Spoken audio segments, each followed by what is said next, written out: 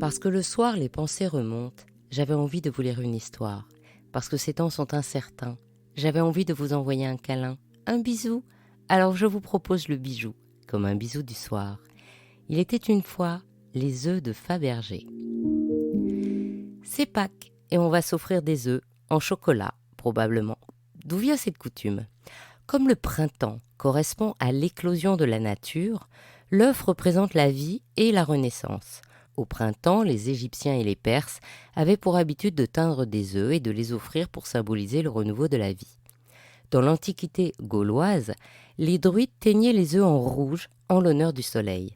Pour les Juifs, l'œuf est le symbole de la vie mais aussi de la mort. À Pessa, les Juifs trempent un œuf dans de l'eau salée en souvenir de toutes les larmes versées suite à la perte de leur indépendance. Traditionnellement pour les orthodoxes, la décoration des œufs de Pâques commence le jeudi saint. Le premier œuf peint en rouge vif doit avoir été pondu ce jour-là et il est conservé comme porte-bonheur pendant l'année. Dans la religion chrétienne, Pâques est précédé du carême pendant lequel on ne doit pas consommer de nourriture riche. Donc on ne mangeait pas les œufs. Mais comme on ne pouvait pas empêcher les poules de pondre, on conservait tous les œufs jusqu'à la fête de Pâques.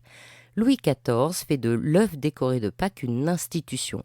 D'une part, ses gens devaient lui apporter le plus gros œuf pondu en son royaume durant la semaine sainte, et lui-même, le jour de Pâques, distribuait en personne des œufs peints à la feuille d'or pour ses courtisans aussi bien qu'au peuple. Fin 19e, les Allemands ont l'idée de remplacer les œufs de poule par d'autres en chocolat, et l'ère industrielle qui associe cadeaux et commerce pérennise cette habitude. Passons à Fabergé. Pierre-Carl Fabergé est né le 30 mai 1846 à Saint-Pétersbourg en Russie. Son grand-père vient de Picardie, son père d'une famille protestante allemande de la Baltique. La famille émigre donc d'abord vers l'Allemagne après la révocation de l'édit de Nantes, puis vers la province balte de Livonie, qui fait alors partie de la Russie impériale. Enfin, ils arrivent à Saint-Pétersbourg en 1830. Son père Gustave est joaillier. La famille est relativement aisée et Pierre-Carl a une éducation soignée. Il entre à l'école des arts et métiers, puis il réalise un grand tour d'Europe de 1864 à 1872 et se forme auprès d'orfèvres européens reconnus. Il prend les rênes de la maison Fabergé en 1870.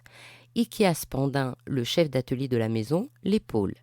Il est déjà agréé pour la réparation et la restauration des objets de l'Ermitage, le plus grand musée du monde en termes d'objets exposés, qui a été fondé en 1764. Pierre-Carl Fabergé reçoit en 1882 le titre de maître orfèvre, ce qui lui permet d'utiliser son propre poinçon en plus de celui de l'entreprise. La réputation de la maison est telle qu'on le dispense des examens habituels.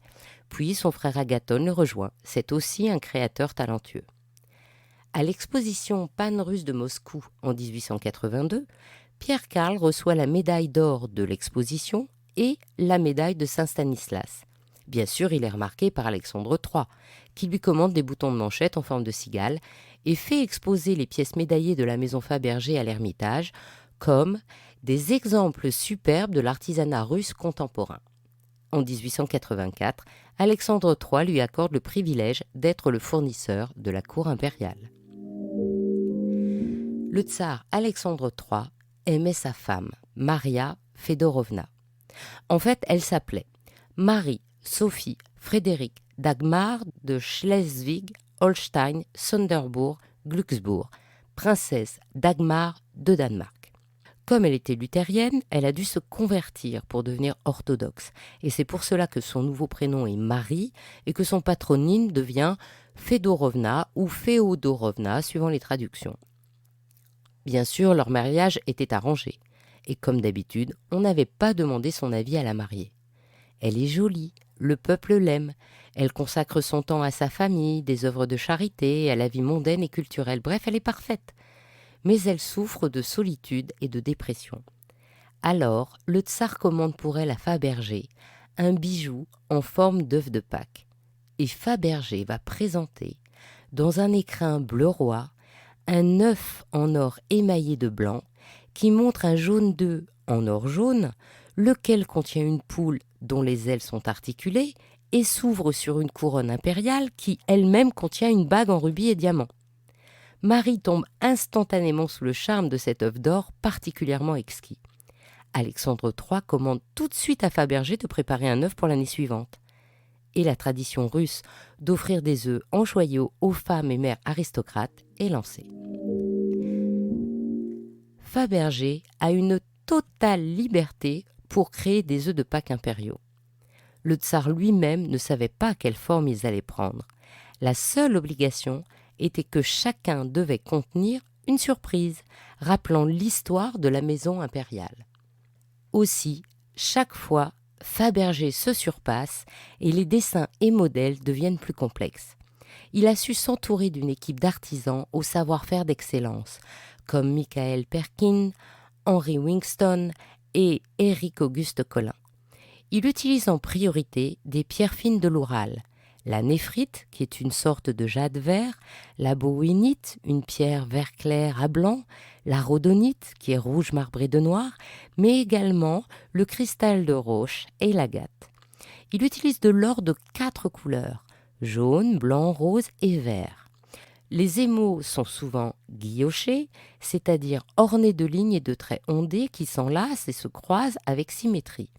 Il diversifie ses styles et réinvente du rococo, du Louis XVI et un peu d'art nouveau. Ses œufs évoquent l'art de vivre de la dynastie des Romanov. Voici les œufs offerts par le tsar Alexandre III à sa femme, l'impératrice Maria Fedorovna. En 1885, c'est donc l'œuf à la poule, le premier œuf créé par Fabergé. En 1886, c'est un œuf et une poule dans un panier, mais il a disparu. En 1887, le troisième œuf impérial contient une montre Vacheron Constantin. Elle a disparu en 1964. L'œuf avait été vu pour la dernière fois en mars 1902 dans le cadre d'une exposition de la collection Fabergé de la famille impériale russe à Saint-Pétersbourg. Il avait ensuite été confisqué lors de la Révolution russe et, en 1922, répertorié à Moscou comme trésor à vendre. Il sera retrouvé en 2014 chez un ferrailleur du Middle West américain qui avait acheté un œuf en or sur un marché aux puces et désespérait de le revendre. En 1888, c'est un ange avec un œuf dans son chariot. Aussi disparu. En 1889, c'est un œuf nécessaire. Il contient une petite bouteille et même des ciseaux miniatures. En 1890, c'est l'œuf au palais danois. En émail transparent rose mauve, l'œuf s'ouvre pour révéler un panneau accordéon de 10 tableaux miniatures montrant les 10 résidences impériales dans lesquelles la tsarine aimait séjourner. En 1891, c'est l'œuf au Pamia Azova. C'est un œuf en héliotrope qui cache le croiseur cuirassé Mémoire d'Azov et qui est posé sur une mer d'aigle marine. En 1892, c'est l'œuf au treillis de diamant qui contient un éléphant automate en ivoire avec diamants et rubis qui sera retrouvé en 2015 par hasard dans les collections d'art de la famille royale britannique. En 1893, l'œuf du Caucase représente les paysages du Caucase et a comme surprise une miniature du grand-duc Georges, le frère cadet de l'empereur Nicolas II, à 22 ans, en uniforme. En 1894, l'œuf Régence est le dernier œuf offert par Alexandre III à sa femme. Il est en onyx blanc, émail, diamant, rubis. 2 têtes de lion en or forment les poignets, mais on n'a pas retrouvé la surprise qui aurait été l'œuf de la résurrection ou peut-être une petite statue du Christ. À la mort d'Alexandre III, en octobre 1894, son fils Nicolas continue la tradition et commande chaque année 2 œufs à Fabergé, l'un pour sa jeune épouse Alexandra Fedorovna et l'autre pour sa mère, Maria Fedorovna. En tout, 52 œufs impériaux ont été réalisés, dont 2 prévus pour 1918, les œufs Constellation et Bouleau de Carélie, qui n'ont pas été présentés aux impératrices à cause de la révolution bolchevique de 1917. D'autres œufs existent.